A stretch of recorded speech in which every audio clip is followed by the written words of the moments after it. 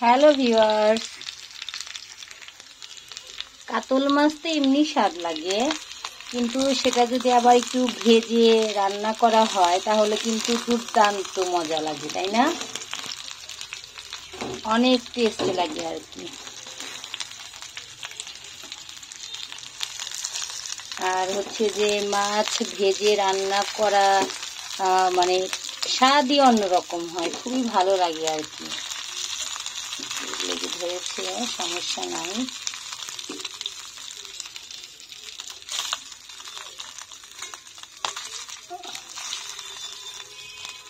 এখনো ভাজা হয়নি, আর হচ্ছে যে ভাজবো। মাথাটা শেষে রেখেছি, মাথা একটু সময় লাগে ভাজার।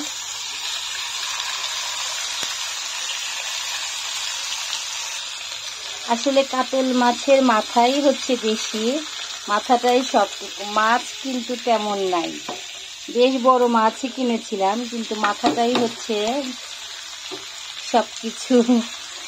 যাই হোক, রান্না করলে এত বড় মাথা একবারে রান্না আসলে মশলাটা একটু কমই ঢোকে, এই জন্য মাথাটা একটু ভাগ করে নিয়েছি।